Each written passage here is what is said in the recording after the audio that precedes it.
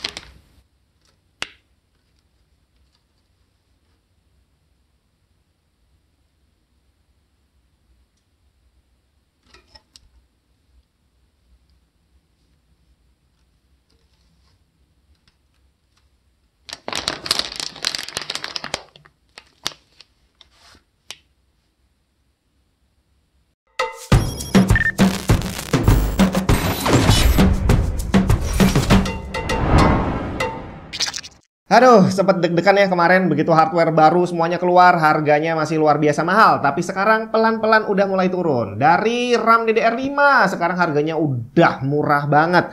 Terus apa lagi? NVMe Gen 4 sekarang juga murah banget. Sampai saya sendiri agak sakit hati sih. Kemarin waktu beli itu harganya mahal sekali dan sekarang buset udah kayak kacang bre. Nah, buat yang sebelumnya takut mau ngerakit PC generasi terbaru karena masih pakai part yang harganya mahal, sekarang udah mulai agak tenang sih. Karena harganya sudah mulai merakyat.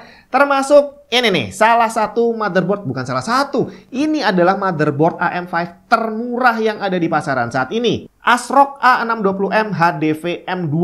Harganya cuma 1,5 jutaan dan kamu udah dapat motherboard yang support DDR5. Walaupun secara prosesornya kalau untuk AMD saat ini memang belum ada versi yang murah sih. Yang paling rendah saat ini untuk versi desktop adalah Ryzen 5 7600 yang harganya boleh dibilang masih lumayan. Apakah bakal ada Ryzen 3 seri 7000? Ya kita tunggu aja tanggal mainnya. Karena kalau dari versi laptopnya kan ada tuh. Berarti mungkin tinggal nungguin aja versi desktop ada Ryzen 3 bre. Cuma di sini kita tidak akan membahas tentang CPU, kita akan bahas tentang motherboardnya. Windows kamu masih bajakan? Ganti original, malulah. Karena sekarang kamu udah bisa beli lisensi Windows original pakai GoPay dan OVO di cdkeysales.com.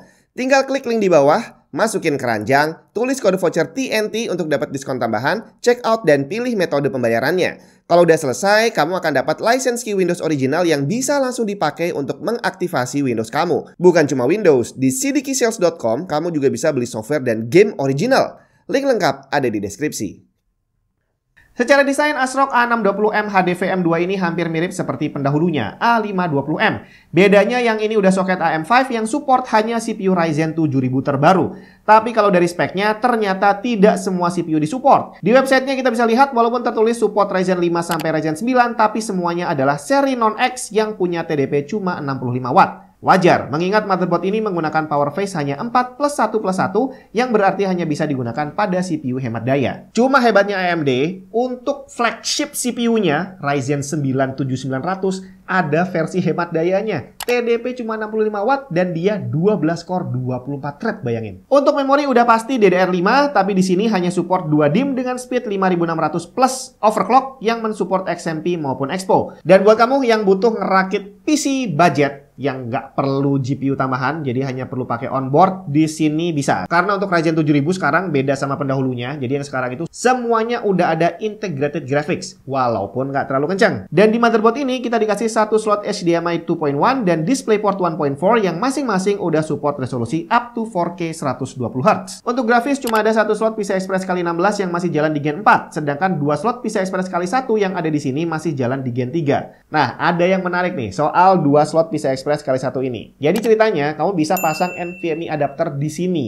Dan sama seperti motherboard lain, bisa kamu pasang. Tapi tidak semuanya bisa support boot disk. Jadi kalau kamu pasang adapter di sini, terus kamu install Windows di situ, nggak bisa dipakai untuk booting di sembarang motherboard. Tapi di motherboard ini bisa, bre. Dan hal menarik kedua, kalau kamu butuh pasang WiFi card, kamu nggak perlu pakai PCI Express-nya. Karena di sini kita udah dikasih nih satu slot M.2 dedicated untuk WiFi dan Bluetooth card. Tentu saja harus dibeli terpisah. Kemudian untuk storage-nya, slot M.2 yang paling dekat sama CPU udah mensupport PCI Express Gen 4x4 full speed 64 GB per second.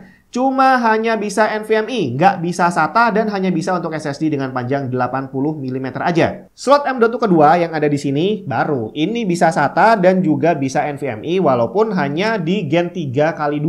Di mana speednya maksimal cuma 16 GB per second. Jadi kalau kamu pengen pasang NVMe di sini, pastiin bukan yang harganya mahal. Jadi cukup yang speednya sekitar 2 GB aja kali ya. Dan yang di sini bisa support SSD dengan panjang 60 dan juga 80 mili. Kemudian untuk port SATA kita cuma dikasih 2 di bawah sini. Dan di sini nggak ada keterangan apakah 2 ini share lane sama yang M.2. Cuma karena memang tidak ditulis, berarti harusnya bisa jalan bersamaan semuanya. Kemudian untuk USB. Di bagian back panel nggak terlalu banyak yang disediakan. Cuma ada 2 USB 2.0 untuk mouse dan keyboard, udah habis pastinya.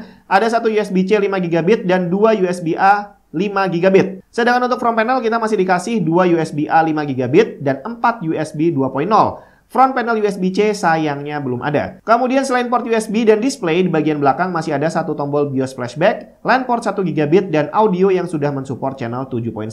Terus ada satu lagi fitur yang untungnya terpasang di motherboard murah kayak gini. PSC, Post Status Checker. Jadi LED yang ada di sini, yang dia nyala CPU, di RAM, VGA, boot. Jadi kalau dia stuck di CPU berarti ada masalah dengan pengenalan CPU, stuck di DRAM berarti ada masalah dengan pengenalan RAM, dan seterusnya. Jadi ini adalah fitur yang sangat bermanfaat, yang jarang banget sih ada di motherboard versi yang paling murah kayak gini. Cuma sayangnya di sini saya nggak lihat ada RGB header. Jadi buat kamu yang pengen pasang kipas RGB, terpaksalah kamu harus beli controller terpisah. Dan itu tadi kurang lebih spesifikasi dan fitur apa aja yang bisa kamu dapat dari motherboard AM5 termurah di pasaran saat ini. ASRock A620M HDV M2.